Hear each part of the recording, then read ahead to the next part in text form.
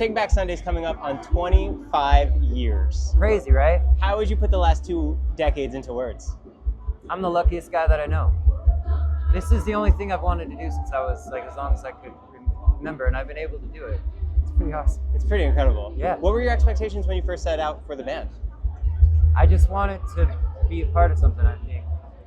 And then we were just talking about actually, like at first it's like, oh man, we've seen enough songs to have a set. And then, oh, it'd be real cool to like, let's try to make a record. And then it was like, oh, it'd be awesome if we could tour. And it's just kind of gone like that. So it just slowly built up. Yeah. How was it when you were first putting the album together, as far as the writing process? Was it tough putting the songs together? No, like when we first started. Let me just scoot it. So I started as the bass player, and then our singer at the time left, and I started singing, and Sean joined, and then it was like we were just happy to, like I said, we were so focused and we all wanted it like real bad, like we wanted to be able to go out and play, you know, like and to be able to express ourselves in that way. So and then we had finally found a group of guys that all wanted it that bad too. So the rest, I mean, it wasn't easy or nothing, but it was not like a battle hard.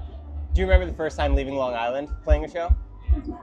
Leaving, yeah. Well, like the first couple of times we would like do some shows down in North Carolina where I'm from, and it definitely felt like, I remember coming back, like even when I was playing bass, feeling like I was like accomplishing something, you know, like man, I'm like really a part of it. I'm doing it. I can't believe it, kind of thing. If you could relive one era of the band, not to change anything, yeah, but just to experience it again for the first time, what would it be? All of it. Because it could, well, I mean, obviously with the gift of hindsight, like with anything, you know, you probably go back and do it a little different. But I think the main thing that I would do different was just to alter the perspective a little bit.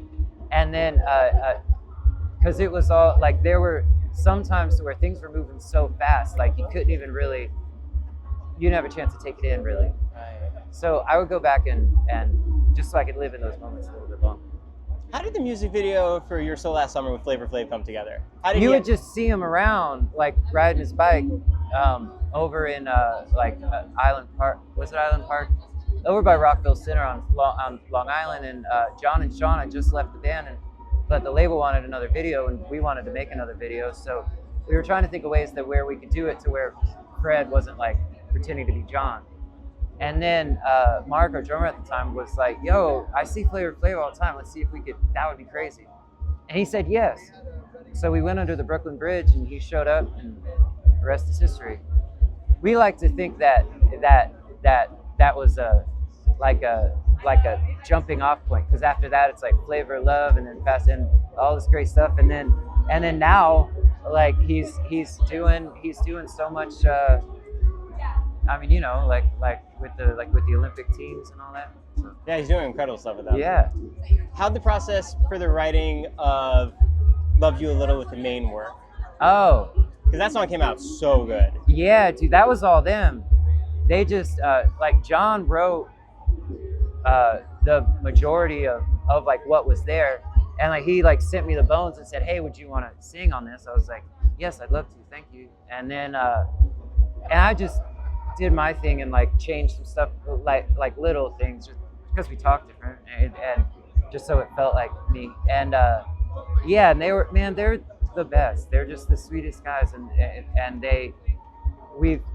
we met them when they were very young, like because we were both on Warner at that time, and I remember being at the ski lodge and they were in one room and we were in the other, and like going over and saying hi to them and stuff. And like since then, and then on the tours, and they're some of the people that I'm like, you know, over the years you get to meet folks that are so like-minded that you just kind of feel like you've known them your whole life, you know, and they're a group of those folks that I feel that way about. With the 25-year anniversary of Tell All Your Friends coming around, crazy. If you could do anything, Are there any plans for a tour or anything to celebrate? I didn't even think about it until you just said it, actually.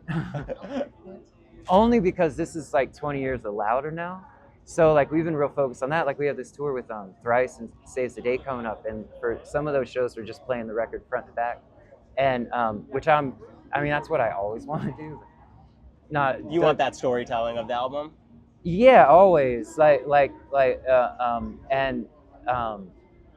because there's like, but for selfish reasons, just for my own catharsis, and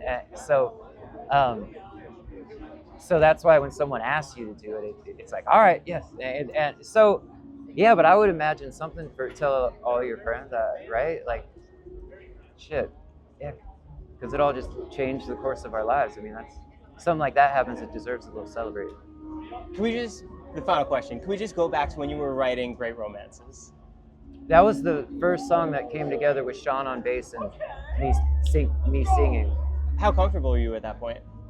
Singing? Yeah. Oh, not at all. I mean, yeah, still, I'm like still learning how to do it. There's like, you go on the internet and stuff and people be like, oh, this guy can't sing. It's like, fuck you, man. Let's see you try that. And there's it's one of the reasons I love playing the piano. It's one of the reasons I love playing the guitar, is that there's no end. It's never like, I did it. Like, and I feel it's the same way with, and like your body as well. And there was, because back then I was just yelling and hoping it sounded okay. I'm not even lying. And then even in the studio.